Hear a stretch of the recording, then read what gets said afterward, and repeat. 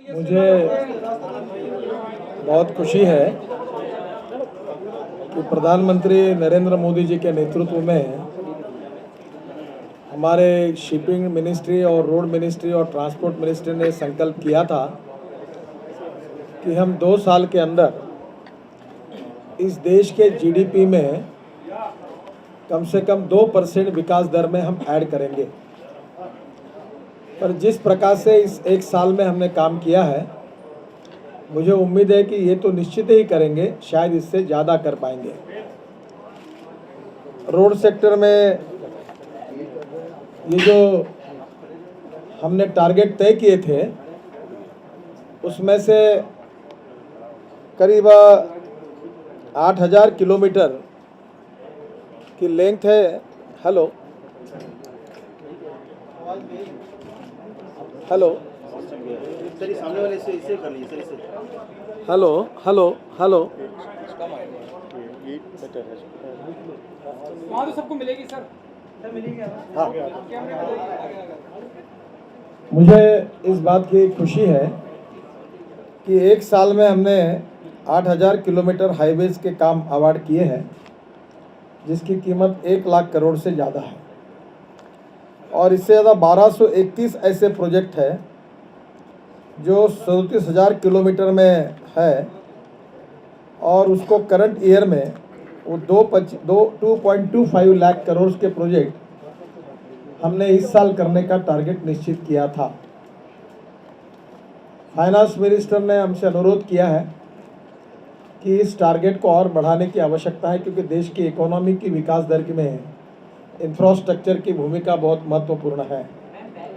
और इसलिए हमने इस टारगेट को और एक नया टारगेट लेकर अभी काम हम लोग कर रहे हैं, और इस 6 महीने में कम से कम 3.5 लाख करोड़ रुपए के काम, उसके वर्क ऑर्डर देने का हम प्रयास करने वाले हैं। ये बहुत कठिन काम है, क्योंकि लैंड एक्विजिशन, डीपीआर बनाना, क्लियरेंसेस करना, 80% लैंड लेना और बाद में ये कामों को अवार्ड करना, it's a very difficult task. पर हमारे डिपार्टमेंट के सेक्रेटरी और अभी सभी सहयोगियों के साथ मेरा विश्वास है कि ये टारगेट पूरा करने की हम कोशिश करेंगे। ये मेरा डिक्लेरेशन, ये टारगेट हमने निश्चित किया, इसका है, कमिटमेंट करके नहीं है, इसलिए थोड़ा सा मैं क्लियर कर दूँ।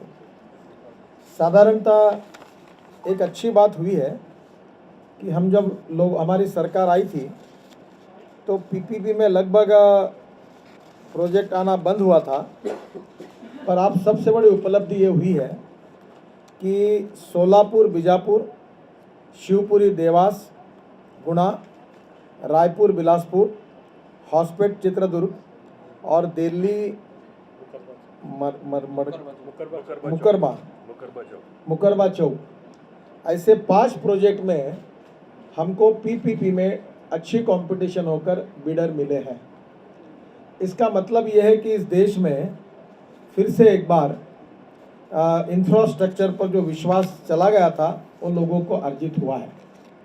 इतना ही नहीं, तो मध्य प्रदेश में रेवा से जबलपुर ये जो रोड था, उसकी एस्टिमेटेड कॉस्ट थी, उसमें एल&टी ने 20% बिलो जाकर ये रोड लिया है। और कंपटीशन भी बड़ी है, और स्वाभाविक रूप से रोड कंस्ट्रक्शन में quality of construction concrete road के कारण सुधरेगी और कॉस्ट ऑफ कंस्ट्रक्शन कम होगी। हमने इसमें ऑलरेडी ये निर्णय किया है कि 95 लाख टन सीमेंट 120, 130, 140 रुपये के भाव से बुक किया है, जिसके कारण सीमेंट के रोड अब बिटुमिन रोड की तुलना में भी सस्ते पड़ेंगे। और ये 15 साल ही नहीं, 25 साल नहीं, तो 50-50, 60-60 साल इसको मेंटेनेंस की ज़रूरत नहीं पड़ेगी। तो आने वाले रोड इसमें हम लोग कर रहे हैं। नॉर्थ ईस्ट में भी हमने बहुत बड़े प्रमाण पर काम शुरू किया है, और अभी तक 20,000 करोड़ के कार्य का शुभारंभ वहाँ किया है 4 ही राज्यों में, और 3 राज्यों में मैं जाने वाला हूँ। और नॉर्थ ईस्ट के लिए हमने स्पेशल कॉरपोरेशन बनाई थी, national highway infrastructural development corporation, और निश्चित रूप से नॉर्थ ईस्ट में भी इस बार कामों की शुरुआत जोरों से हुई है। जहाँ तक हमारी जो योजना थी, उसमें कुछ हमने ऐड किया है। एक भारतमाला प्रोजेक्ट जो है जो 55,000 करोड़ का है, 5,000 किलोमीटर का है। इस प्रोजेक्ट के बारे में हमने प्लानिंग शुरू किया है। उसके बाद जब उत्तराखंड में आपदा आई, गंभीर संकट आया, तो उत्तराखंड के लिए 1100 किलोमीटर जो चारों धाम है, बद्रीनाथ, केदारनाथ, गंगोत्री और यमुनोत्री, ये चारों धामों को जोड़ने वाला 11,000 करोड़ का एक नया प्लानिंग हमने किया है। और दशहरे के दिन प्रधानमंत्री के हाथ से इस प्रोजेक्ट का शुभारंभ करने का हमारा प्रयास है। इसमें बुद्ध सर्किट की बात है, रिलीजियस कनेक्टिविटी की बात है, टूरिज्म के हिसाब से भी अनेक बातें हैं जो डिटेल में हमारे किताब में दी है। डिस्ट्रिक्ट हेडक्वार्टर्स जो है उनको नेशनल हाईवे से कनेक्टिविटी करने की भी योजना हमने तैयार की है। और एक सेतु भारतम करके प्रोजेक्ट हमने लिया है, जिसमें 350 रेलवे ओवरब्रिज उसको बनाने का निर्णय किया, उसका भी काम हमने शुरू किया है। मुझे ऐसा लगता है कि साधारणतः इस क्षेत्र में काम की काफ़ी गति मिली है। पहला साल हमारा कठिन स्थिति में था, 44 प्रोजेक्ट हमको टर्मिनेट करने पड़े, 80 प्रोजेक्ट उस समय हमने प्रॉब्लम सॉल्व किए थे। फिर भी बहुत से प्रोजेक्ट अटके हुए थे, पर कैबिनेट ने जो निर्णय किया है कि कोई प्रोजेक्ट अगर किसी को बेचना है तो वो बेच सकता है, पीपीपी मॉडल का प्रोजेक्ट, तो उसके कारण। और दूसरा निर्णय ये किया कि 50% से ज़्यादा काम हुआ है और उसके बाद में भी अगर प्रोजेक्ट बंद पड़ा है तो उसको हम लोग जितना कम का काम करना है उसके लिए जितना कॉस्ट लगेगी, कॉस्ट हमारे तरफ से देंगे और बैंक का इंटरेस्ट प्लस 2% प्रॉफिट जोड़कर वो प्रोजेक्ट जब पूरा होगा तो पहले हमारा पैसा वसूल होगा, बाद में बैंक का पैसा वसूल होगा। तो इसके कारण भी जो ऐसे बंद पड़े हुए प्रोजेक्ट है उसमें बैंक ही आगे आई। अभी मैं स्पीकर महोदया के पास बैठा था उनके कॉन्स्टिट्यूंसी के प्रोजेक्ट के लिए, और वहाँ ऐसी प्रोजेक्ट की बात आई तो जैसे हमने निर्णय किया तो उन्होंने आज कहा कि बैंक वालों ने हमको बुलाकर कहा है कि वो सरकार के पैसे की ज़रूरत नहीं है, हम आपको पैसे देंगे, और उनने तुरंत पूरा दिसंबर तक पूरा करने का आश्वासन दिया। तो मैं आपको ये उम्मीद करता हूँ कि इसके बाद 1 महीने के बाद आपको नेशनल हाईवे में कोई बंद पड़ा हुआ प्रोजेक्ट नहीं दिखेगा। एक समय हमारे पूरे रोड प्रोजेक्ट की कॉस्ट 3,80,000 करोड़ रुपए तक जाती थी, और निश्चित रूप से इसमें प्रगति और विकास आपको देखने के लिए मिलेगा। ये जब हमारी सरकार आई उसके पहले में आखिरी के महीनों में 2 किलोमीटर तक एवरेज आया था। अब इस समय जो उनका एवरेज है जिसके बारे में बताया जाता है वो पूरे साल का था, पर आखिरी 3 महीने का एवरेज 2 किलोमीटर पे आया था। हमारी सरकार ने इसको गति बढ़ाई है और 2 साल में 30 किलोमीटर का मैंने कहा था, हम वो पूरा करेंगे ही। पर अगर इसमें हम यशस्वी होंगे तो मुझे लगता है कि और बड़े प्रमाण पर इसमें हमको निश्चित सफलता मिलेगी। जहाँ तक शिपिंग इंडस्ट्री की बात है, हमने इनलैंड वाटरवेज का एक बहुत महत्वपूर्ण निर्णय किया है, और इसलिए देश में 101 रिवर को इनलैंड वाटरवेज में बनाने का बिल आखिरी दिन पार्लियामेंट में पेंडिंग रहा। इसमें से 65 प्रोजेक्ट का हम इनिशियल स्टेज पर डीपीआर तैयार करने का भी कार्य हमने शुरू किया है। और जो 5 इनलैंड वाटरवेज के प्रोजेक्ट है जिसको ऑलरेडी संसद ने मान्यता दी थी, उसमें से गंगा, ब्रह्मपुत्रा, महानदी, बंकिंघम कैनाल और केरल, ऐसे जो 5 थे, उस 5 ही प्रोजेक्ट के कार्य की हम शुरुआत कर रहे हैं। गंगा का प्रोजेक्ट जो था वाराणसी से हल्दिया तक, उसमें 3 multi modal hub, transport hub बना रहे हैं, वाराणसी, हल्दिया और झारखंड में साहिबगंज। इसके अलावा 17 जगह पर छोटे छोटे वाटर पोर्ट भी रहेंगे। पर ये जो मल्टी मॉडल हब है इसके लैंड एक्विजिशन का कार्य लगभग पूरा होते हुए आया है, और मेरा विश्वास है कि दशहरे के पहले भी इसका प्रत्यक्ष रूप से काम शुरू करने की हम कोशिश करेंगे। गंगा में भी जो प्रोजेक्ट है वो बहुत महत्वपूर्ण है, और ये जलमार्ग के कारण निश्चित रूप में देश के विकास में एक नई दिशा मिलेगी। जो नए प्रोजेक्ट बनाना है उसमें डहाणू में, महाराष्ट्र में, हम लोग महाराष्ट्र सरकार और हम मिलकर ये बड़ा पोर्ट बना रहे हैं, और इसमें महाराष्ट्र सरकार की भी 26% इक्विटी रहेगी, और इसके एग्रीमेंट हम 15 दिन के अंदर मुंबई में इसका कार्यक्रम करके महाराष्ट्र के मुख्यमंत्री के साथ करेंगे। इसके अलावा 4 मेजर प्रोजेक्ट्स हैं पोर्ट्स के, जिसके ऊपर हम अध्ययन कर रहे हैं। और राज्य सरकार के सहयोग से उसको भी जल्दी करने का हमारा प्रयास है। हमारे देश में विशेष रूप से हमारे जो आइलैंड्स हैं उसको टूरिज्म की तरफ से विकसित करना, और जो हमारे लाइट हाउस जो है इसका पर्यटन के दृष्टि से विकास करना, और इसके बारे में प्रधानमंत्री जी ने मैं टूरिज्म के हिसाब से इसको विकसित करने का आदेश दिया था। हम जल्दी ही मुंबई में इसकी कॉन्फ्रेंस ले रहे हैं और इसके बारे में लोगों की ऑफर बुलाएंगे, और जहाँ जहाँ लोग चाहेंगे उसको हम लोग निश्चित रूप से जल्दी काम शुरू करने का प्रयास करेंगे। जहाँ तक कैटरमैरन, हाइवरक्राफ्ट और क्रूज शिप्स ये सब लाने का प्रयास चल रहा है। शिप बिल्डिंग के बारे में भी हमने पॉलिसी डिसीजंस किए हैं, शिप ब्रेकिंग के बारे में भी किए हैं। मैरिटाइम यूनिवर्सिटी जो है उसका भी एक्सपांशन कर रहे हैं, गुजरात और महाराष्ट्र के लिए उसका सेंटर एक रत्नागिरी में हम लोग शुरू करने का सोच रहे हैं, जिसके कारण स्किल डेवलपमेंट के और शिपिंग और ये इंडस्ट्री के द्वारा अनेक प्रकार के ट्रेनिंग देने का कार्य हम इसके द्वारा हमारे भारतीय युवाओं को करेंगे। इसके अलावा जो फॉरेन फ्लैगशिप में काम करेंगे उनके लिए एक स्पेशल योजना हमने तैयार की है, जिसको माइनॉरिटी और शेड्यूल कास्ट डिपार्टमेंट वो भी उसके लिए हमको मदद कर रहा है, और जिससे हज़ारों लड़के जैसे सॉफ्टवेयर इंजीनियर्स बाहर गए वैसे हमारे लड़के जो सी फेरर के रूप में फॉरेन फ्लैगशिप में काम करेंगे और उनको रोज़गार मिलेगा। इस योजना का भी लॉन्चिंग हम मुंबई में जल्दी करने वाले हैं। ट्रांसपोर्ट मिनिस्ट्री के बारे में निश्चित रूप से नए मोटर व्हीकल एक्ट के बारे में निश्चित रूप से इस बार हमारा अभी तक कैबिनेट में अप्रूवल नहीं हुआ है। मेरा विश्वास है जल्दी हो जाएगा और अगले सेशन में ये एक्ट मंजूर होगा। हमारा ये प्रयास है कि जैसे सुरक्षित भारत है, स्वच्छ भारत है, वैसे प्रदूषण मुक्त भारत बने, और हमारे देश में 8 लाख करोड़ का हम लोग crude oil, petrol, diesel, gas के रूप में इंपोर्ट करते हैं। अपने प्रयास किया, जैसे ई रिक्शा को हमने अनुमति दी, वैसे ई ऑटो रिक्शा के बारे में भी हम लोग विचार कर रहे हैं, और एग्जिस्टिंग डीजल बस को अच्छे से अच्छी टेक्नोलॉजी लाकर उसको इलेक्ट्रिक पर कन्वर्ट करने की भी योजना पर बहुत वॉर फुटिंग पे हम काम कर रहे हैं। और आने वाले समय में इथेनॉल, बायोडीजल, बायोगैस इसके इंटरनेशनल स्टैंडर्ड्स के जो नॉर्म्स थे उसके साथ साथ हमारे डिपार्टमेंट भी उसको स्वीकार किया है, और इसको इनकरेज करके देश में प्रदूषण मुक्त ये जो कार्बन डाइऑक्साइड और कार्बन मोनोऑक्साइड के कारण जो प्रदूषण होता है वो कैसे कम हो, और हमारे किसान इस देश का फ्यूल कैसे निर्माण करें और उनको नए प्रगति और विकास का इसके लिए कैसे अवसर प्राप्त हो, ये हमारा प्रयास है। मैंने डिटेल में आपको ई बुक है, हमारे किताबें सब दी है, बताना लायक बहुत कुछ है, पर मुझे लगता है उसमें समय की कोई आवश्यकता नहीं है। जो महत्वपूर्ण बातें मैंने आपको बताई है, इसके अलावा exit policy, fund infusion, hybrid annuity को हमने शुरू किया है।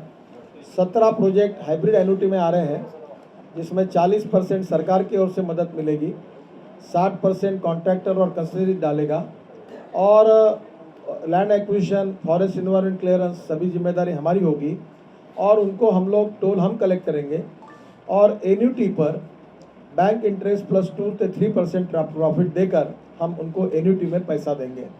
तो 17 प्रोजेक्ट ये भी लगभग फाइनल स्टेज पर है, और इसके कारण भी देश में काफ़ी अच्छा रिस्पांस मिला है। हम ये कोशिश कर रहे हैं कि प्रधानमंत्री जी भी अभी काफ़ी देशों में जाकर आए हैं, और हमारे देश में 100% इन्वेस्टमेंट FDI इंफ्रास्ट्रक्चर में आ सकती है, पर अभी तक ज़्यादा आ नहीं पाई। ज़्यादा आने पे लगभग नहीं के बराबर है। तो हमने ये कोशिश कर रहे हैं कि हमारे जो EPC मोड में हमने जो प्रोजेक्ट पूरे किए उसकी लिस्ट हमने तैयार की है, और करीब 1 लाख करोड़ के अंदाज से ये प्रोजेक्ट निकलेंगे। ये फॉरेन फंड, जो इंश्योरेंस फंड है, पेंशन फंड्स है, या फॉरेन इन्वेस्टमेंट करने के लिए तैयार ऐसे लोगों के सामने उसका एक प्रेजेंटेशन करके उनकी इन्वेस्टमेंट देश में लाने की हम कोशिश करेंगे। हमारे सेक्टर में जो सुधार हुआ है उसकी जानकारी लोगों को मिले, और उसके साथ साथ कॉन्फिडेंस बिल्टअप हो, इसलिए प्रधानमंत्री और फाइनेंस मिनिस्टर के उपस्थिति में हम जल्दी ही एक कॉन्फ्रेंस बुला रहे हैं। उसमें देश भर के हमारे सभी बैंकों के चेयरमैन और हमारे NHR मिनिस्ट्री के साथ काम करने वाले जो कॉन्ट्रैक्टर्स हैं उनको बुलाकर हम आत्मविश्वास निर्माण करने के लिए ये एक बड़ी कॉन्फ्रेंस ले रहे हैं। आने वाले समय में फॉरेन इन्वेस्टमेंट भी आएगी, और हमारे कॉन्ट्रैक्टर की कैपेसिटी भी हम बिल्टअप करेंगे। मेक इन इंडिया और मेड इन इंडिया के कारण हमारे देश के कॉन्ट्रैक्टर ज़्यादा से ज़्यादा आगे आए और उनके लिए भी कॉन्ट्रैक्टर की संख्या भी हमको लगेगी, वो कैपेसिटी बिल्टअप करने का भी हम करेंगे, काम करेंगे और बड़े प्रमाण पर हमारे देश में इससे रोजगार निर्माण करेंगे। जहाँ तक मैं आखिर में आपको एक ही मुद्दा कहना चाहता हूँ कि आने वाला दो साल हमारे पूरे होंगे, तब हमारा सेक्टर जो है, रोड सेक्टर, शिपिंग सेक्टर और ट्रांसपोर्ट सेक्टर को मिलकर हम कम से कम 25 लाख नए जॉब्स हमारे भारतीय युवकों के लिए तैयार करेंगे, ये हमने तय किया है। और इसके लिए जो स्किल डेवलपमेंट की मिनिस्ट्री है, रूडी जी जिसके मंत्री हैं, तो हमारे तीनों डिपार्टमेंट का और इस मिनिस्ट्री के बीच में हम एक MOU साइन कर रहे हैं और विशेष रूप से जो टेक्निकल कोर्सेस है हमारे डिपार्टमेंट से रिलेटेड, उसका बड़े प्रमाण पर स्किल डेवलपमेंट का ट्रेनिंग अभियान हम देश में शुरू करने वाले हैं। रोजगार की निर्मित हो, देश का विकास दर बढ़े, देश को अंतर्राष्ट्रीय स्टैंडर्ड्स का इंफ्रास्ट्रक्चर मिले और उसके साथ साथ प्रगति और विकास में इंफ्रास्ट्रक्चर जो है देश के प्रगति में बहुत महत्वपूर्ण है। और इसलिए हमारे डिपार्टमेंट ने एक साल में बहुत कठिनाइयाँ थी, समस्याएं थी और उनका रूपांतर अवसर में कर काफ़ी प्रगति आज हुई है। पर इसके बाद ये हमारा अभी सही में काम आने वाले इस नए साल में और ज़ोरों से शुरू होगा। जो स्पीड पहले साल में थी उससे दुगनी तिगनी 3 गुना स्पीड अब आगे रहेगी और देश के विकास में हमारा विभाग बहुत अच्छी तरह से कंट्रीब्यूट करेगा। जो जानकारियाँ मैंने आपको दी है वो किताबों के द्वारा, ई-बुक के द्वारा दी है। आपको जो सवाल पूछने हैं आप पूछ सकते हैं। सर, आपने बात की ई-रिक्शा की तर्ज पर ऑटो रिक्शा चलाने की, तो ये किस तरीके की स्कीम है और कब तक? इसमें 2 प्रकार की बातें आई है कि एग्जिस्टिंग जो पेट्रोल और डीजल रिक्शा है, इसका रूपांतर इलेक्ट्रिक रिक्शा में करना। तो इसमें एक मॉडल तैयार हुआ है, ARAI को मॉडल जांचने के लिए हमने दिया है। उन्होंने उसका एक रिपोर्ट हमको भेजा है, अंतिम रिपोर्ट 2-4 दिन में आएगा और वो रिपोर्ट आने के बाद हम इस प्रकार की अनुमति देंगे जिससे existing petrol rickshaw battery rickshaw में कन्वर्ट होगा, जिससे पोल्यूशन भी कम होगा, कॉस्ट भी कम होगी और इंपोर्ट सब्सिडी के रूप में इलेक्ट्रिसिटी को यूज़ करेंगे, वो देश के लिए उसका बहुत बड़ा फ़ायदा होगा। जो डीजल की बसेस है, इसको भी हम लोग 5-7 प्रेजेंटेशन मेरे सामने हुए हैं, पर अभी तक इसका अंतिम निर्णय हमने किया नहीं है। अलग अलग टेक्नोलॉजी भी हमारे सामने आई है। विशेष रूप से आपको पता होगा कि जो रॉकेट साइंस है, इसमें हमारे साइंटिस्ट लोगों ने भी उसके लिए जो बैटरियाँ तैयार की थी, उसका भी ARAI में उनके सहयोग के साथ डेवलपमेंट का काम शुरू करने का आदेश मैंने दिया है। और हमारे देश में जो बैटरी है उसमें विशेष रूप से वर्ल्ड में अच्छी बैटरी जो है लिथियम बैटरी, वो चाइना से आती है और उसकी कॉस्ट बहुत ज़्यादा है। हम कोशिश कर रहे हैं कि इसका इंडियन ऑप्शन हमारे देश में कैसे उसका रिसर्च हो और धीरे धीरे इसके ऑप्शन भी सामने आए हैं। और विशेष रूप से जो स्कूल बस है, जो शहरों में बच्चे आजकल स्कूल में जाते हैं, फर्स्ट फेज में ये पुरानी डीजल बस जो है इसका कन्वर्शन इलेक्ट्रिक बैटरी ऑपरेटेड बस में करके स्कूल बस में उसका उपयोग हो, इथेनॉल, बायोडीजल और बायोगैस का उपयोग हो। हमारा जो हल्दिया पोर्ट है उसमें हमने 5-6 वहाँ रिफाइनरीज है, वहाँ से हमने एक कंपनी ने बायोडीजल तैयार किया और 46 लीटर से हमको दे रहे वो। उसमें हमारा रेलवे का इंजन चला है। अब वहाँ की ट्रक और गाड़ियाँ भी उसी डीजल पर चलकर हम पोल्यूशन कम करेंगे और ग्रीन पोर्ट करके उसको बनाएंगे। तो धीरे धीरे हमारे पोर्ट ग्रीन पोर्ट बने, वाटर का रिसाइकलिंग हो। 12 जगह पर हम 12 स्मार्ट सिटी बनाने की भी योजना हमने हाथ में ली है। और इसलिए प्रदूषण मुक्त कैसे हो, ये ट्रांसपोर्ट सेक्टर में हमारी महत्वपूर्ण भूमिका उसके पीछे है। सर प्रधानमंत्री ने कहा, हमारे फॉर्मर प्राइम मिनिस्टर, कि हर प्रोजेक्ट को हम नया नाम दे रहे हैं, जैसे सेतु भारतम, इसका भी ऑलरेडी प्रपोजल था कि सारे 3 साल में हम लोग सारे जो रेल ओवरब्रिज सबको खत्म करेंगे। District connectivity was also prepared long back. NHAIDCL was considered by the former government. How do you respond to this? That we are only giving new names to the old schemes? नहीं, नए नाम लेने का प्रस्ताव नहीं है। देखो 350 overbridge हुए नहीं है, यह सच्चाई है। अब उन्होंने निर्णय किया था पर हुआ नहीं। अब हम निर्णय करके दिखाएंगे और आपको बताएंगे इस डेट को शुरू करेंगे, इस डेट को समाप्त करेंगे। तो टाइम शेड्यूल देंगे। दूसरा, ये जितनी योजनाएं डिस्ट्रिक्ट को जोड़ने की है, ये है, इसमें देश की आवश्यकता है और इसलिए 96,000 हमारे देश में 48 लाख किलोमीटर रोड लेंथ है। उसमें हमारे देश में नेशनल हाईवे केवल 96,000 किलोमीटर है। 1,500 किलोमीटर मेरे कार्यकाल में बड़ा होगा तो 98,000 होगा। और इसमें 40% का ट्रैफिक इसी पे है। और देश में वाहनों की संख्या बढ़ रही है, करीब 18 करोड़ से ज़्यादा अलग अलग प्रकार के व्हीकल्स देश में आए हैं। और इसलिए स्वाभाविक रूप से ये हाईवे की कैपेसिटी बढ़ाना, उसमें और दो बातें विचाराधीन हैं। अभी मुझे सिन्हा साहब यहाँ बैठे हैं, NHAI के बारे में हमने अध्ययन करने के लिए कमेटी अपॉइंट की है, दास गुप्ता के अध्यक्ष हैं, और उसका रिपोर्ट मुझे आज भी वो कुछ देने वाले हैं। तो हम लोग NHAI इंटरनेशनल और NHAI एक्सप्रेस हाईवे, ये दो चीज़ों पर हम काम करने वाले हैं। देश के बाहर भी काम करेंगे और एक्सप्रेस हाईवे का नेटवर्क डेवलप करने के बारे में भी इस रिपोर्ट आने के बाद हम अध्ययन करेंगे, ताकि हमारा देश ट्रांसपोर्ट सेक्टर में आगे जाए। बहुत सी बातें पुराने सरकार ने कही थी पर हुआ नहीं था। हम लोग जो कह रहे हैं कि हम लोग जो बातें हैं वो आपको करके दिखाएंगे, और ऑलरेडी उसका काम हमने शुरू किया है। NHAI इंटरनेशनल अभी टोल के बारे में अभी तक कोई निर्णय नहीं हुआ है। हमने डिपार्टमेंट में बहुत इसके ऊपर चिंतन किया है। कुछ 2-3 सुझाव देकर हमने फाइनेंस मिनिस्टर और प्राइम मिनिस्टर को प्रेजेंटेशन दिया है, और फाइनेंस मिनिस्टर और प्राइम मिनिस्टर की अनुमति के बाद ही उसके बारे में जो नीति है वो हम जाहिर करेंगे। सर एक और पुरानी नहीं, इसके पुराने समय में फॉरेन इन्वेस्टमेंट ना आने का कारण यही था कि देश का माहौल ही निगेटिव था।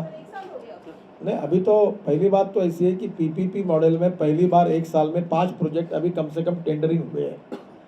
पहले तो स्थिति ये थी कि PPP मॉडल में कोई आने के लिए तैयार नहीं था, और मैंने आपको कहा था कि हम EPC मोड में बनाएंगे, और EPC मोड में बनाना मजबूरी इसलिए थी कि PPP में कोई आने के लिए तैयार नहीं था। पर अब PPP में भी आज प्रोजेक्ट आ रहे हैं, और इसलिए अब फॉरेन इन्वेस्टर के पास जब जाएंगे तो उनका प्रॉब्लम यह है कि land acquisition, forest environment clearance, railway overbridge, utility shifting, फिर जुडिशियल केसेस हो जाते हैं, और लोग प्रोजेक्ट कर नहीं पाते, डिले हो जाते हैं, उसमें लोग फंस जाते हैं। इसलिए फॉरेन इन्वेस्टर इसमें इन्वेस्टमेंट करने के लिए तैयार नहीं थे। अब इसलिए हमने ये निर्णय किया कि हम EPC में प्रोजेक्ट पूरा करेंगे, पूरा कंप्लीट प्रोजेक्ट हम उनको फिर पेश करेंगे, और उस प्रोजेक्ट में उनको कहेंगे कि आपको हम लोग रिटर्न्स की गारंटी देते हैं, और आप हमको फिर लोन दो। तो वो स्वाभाविक से प्रोजेक्ट खरीद लेंगे, और जो पैसा हमको देंगे उसके कारण अगर 1 लाख करोड़ अगर हमारे पास आता है तो फिर हम नए किसी प्रोजेक्ट में या कहाँ वायबिलिटी गैप देकर और प्रोजेक्ट बनाएंगे, फिर और बेचेंगे, उसका और पैसा आएगा, और इससे हमारे पास पैसे की कमी नहीं है। हमारा इनलैंड वाटरवे की बात कर रहे हैं। नए साल में कितना प्राइवेट इन्वेस्टमेंट आ सकता है? देखो, मैं कमिटमेंट नहीं करता, पर जो आपका एक्सपेक्टेशन है और जो आपको लगता है उससे 2 गुना 3 गुना ज़्यादा होगा, इतना मैं आपको बता। इनलैंड वाटरवे की बात कर रहे हैं आप, बड़े बड़े जहाज उतारने की बात कर रहे हैं, लेकिन विश्व हिंदू परिषद ने तो मांग की है 2 दिन पहले रेजोल्यूशन पास करके कि वाटर राफ्टिंग ही बंद कर दिया जाए, उसको बैन किया जाए।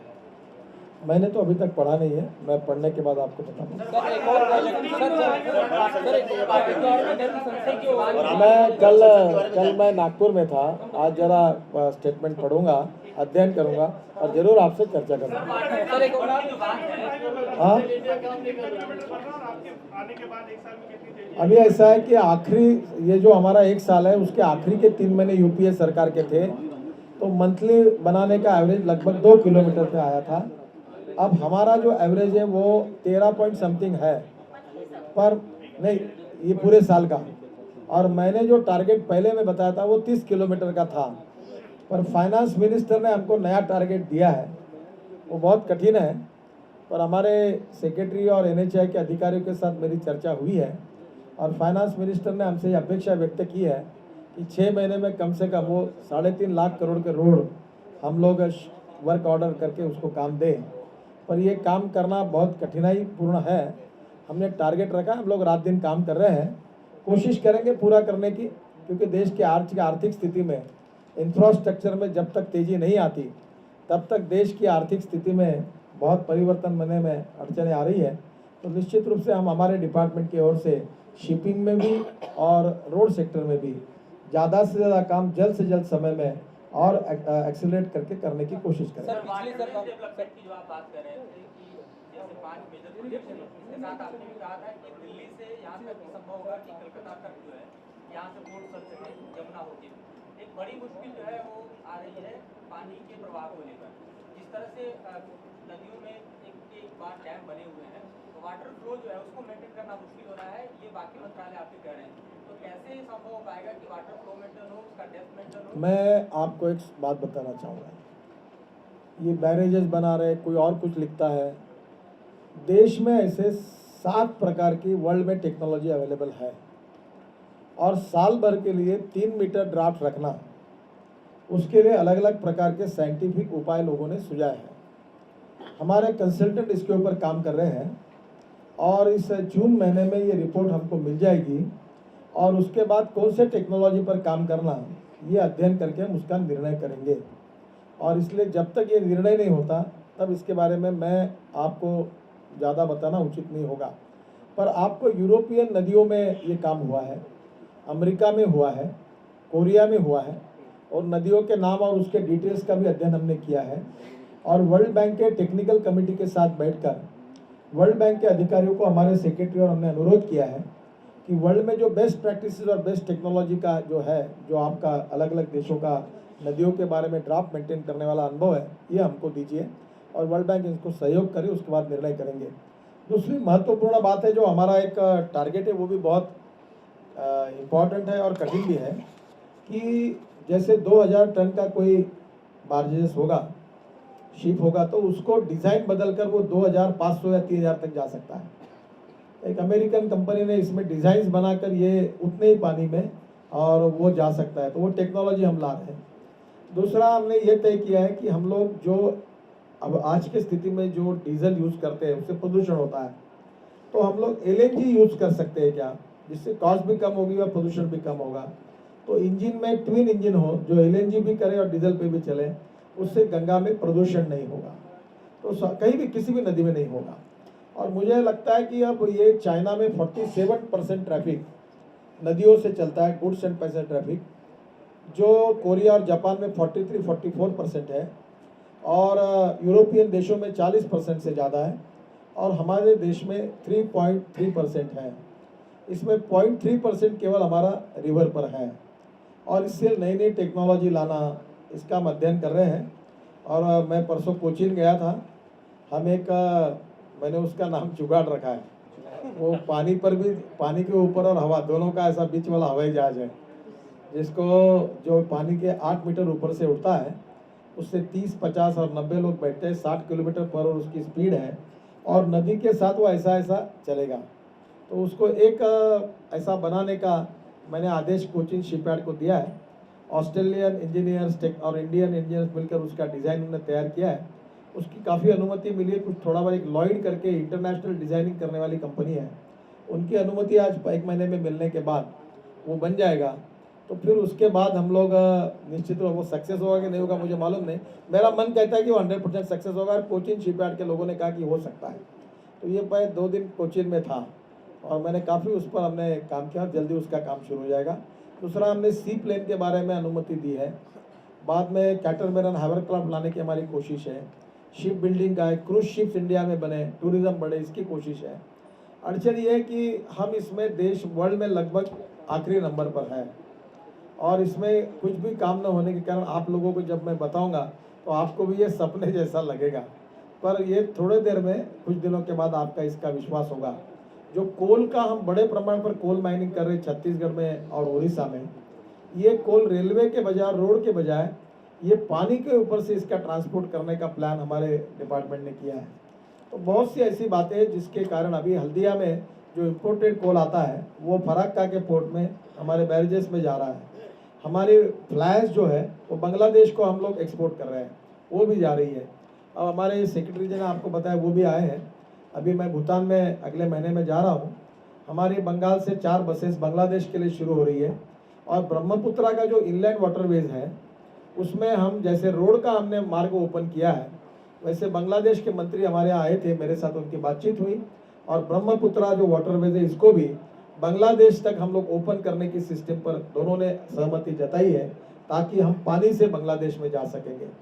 और जिसमें ब्रह्मपुत्रा जो है आसाम में गुवाहाटी में पांडू करके वो हमारे वहाँ वाटर पोर्ट है, उसमें हम कोचीन शिपयार्ड को गुवाहाटी में, कांडला में और अंडमान निकोबार में 3 जगह पर शिप ब्रेकिंग, अब शिप बिल्डिंग और शिप रिपेयरिंग की फैसिलिटी शुरू करने के लिए हमने कहा है।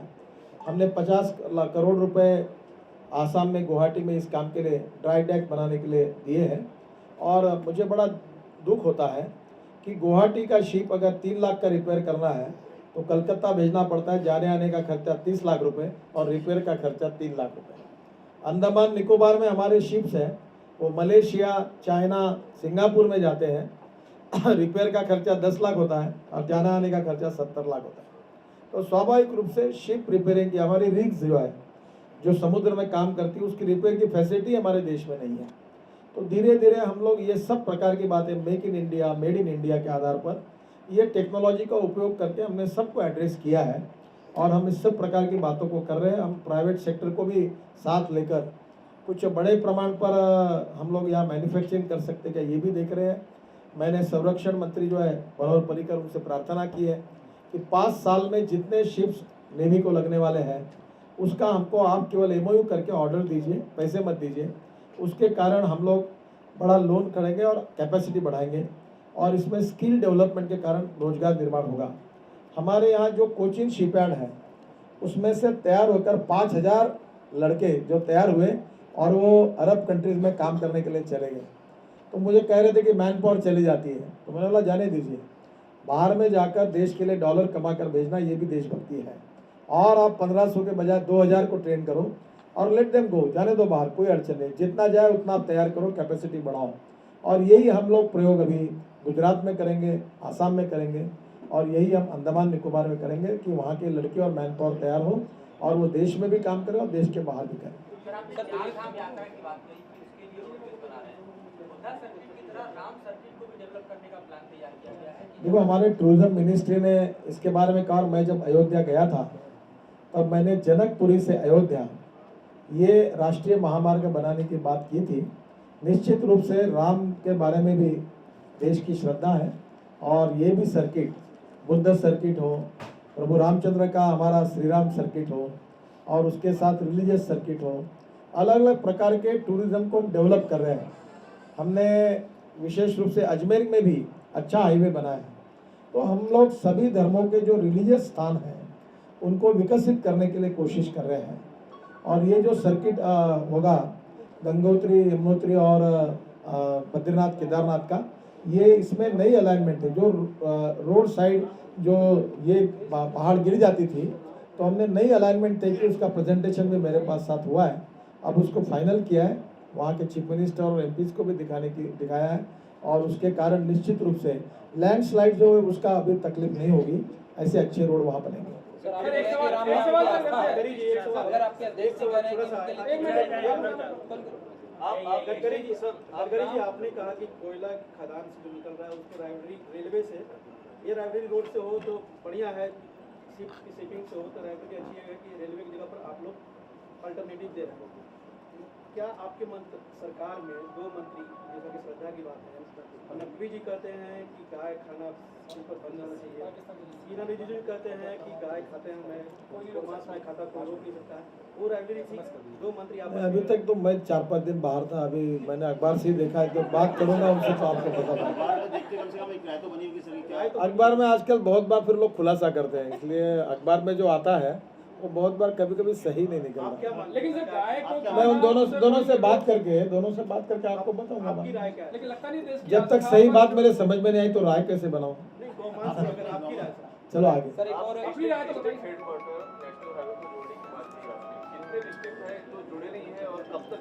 देखिए, हमारे देश में हमारा डिपार्टमेंट जो नक्सलग्रस्त एरिया है वहाँ 11,000 करोड़ का सेकंड प्लान हमने बनाया है। जो लेफ्ट विंग माओइस्ट नक्सलिज्म या इसके कारण जो स्टेट है जिसमें झारखंड है, छत्तीसगढ़ है, बिहार है, यूपी है, पश्चिम बंगाल है, महाराष्ट्र है, आंध्र प्रदेश है, उस जगह हमने स्पेशल टेक्नोलॉजी लाकर उसमें छोटे छोटे कॉन्ट्रैक्ट्स करके वहाँ के स्थानिक लोगों को रोजगार देकर कोई प्री फैब्रिकेटेड ब्रिजेस बनाना, उसके लिए भी हमने योजना तैयार की है। सॉइल स्टेबलाइज करना, जैसे बिहार में हमको एग्रीगेट नहीं मिलता था, बंदी थी, तो हमने कहा कि वहाँ सॉइल स्टेबलाइज करने की टेक्नोलॉजी को यूज़ करेंगे। हम बाहर के राज्यों से एग्रीगेट लाते थे। तो बहुत सी बातें और कुछ बातों पर हम अध्ययन कर रहे हैं।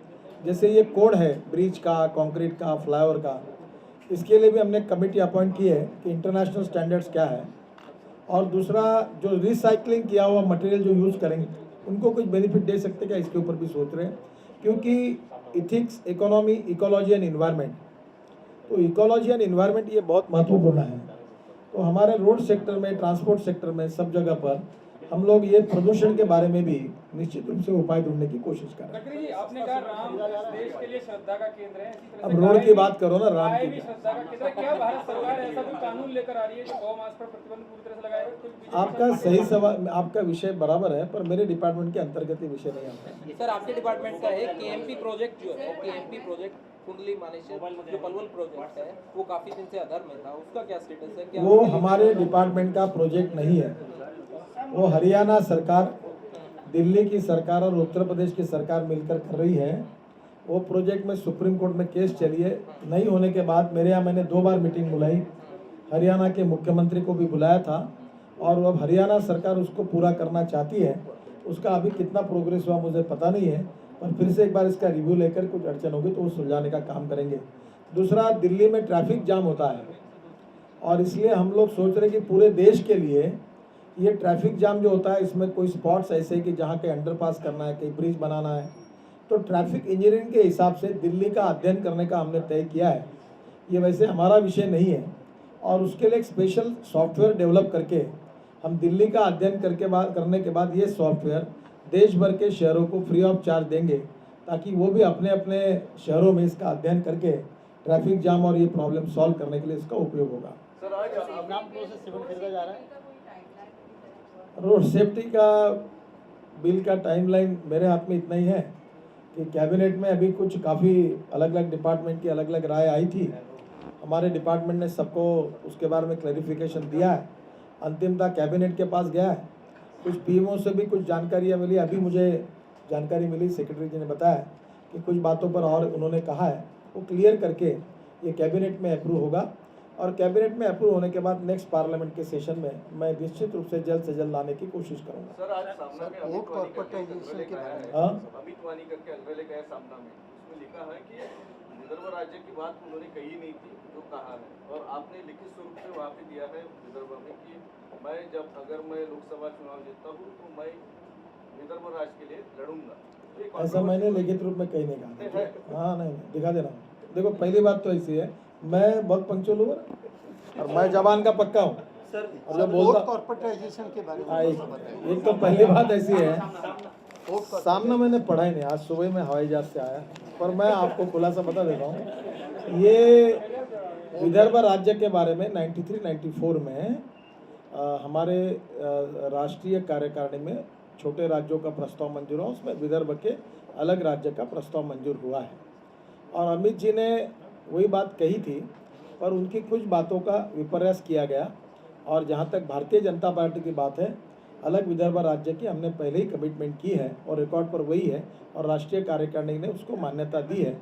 पर जो बात वो कह रहे थे वो गलत प्रकार से रखी गई है, और इसलिए मुझे लगता है कि ये कहने के बाद आपके मन में अगर कोई शंका होगी तो दूर हो जाएगी।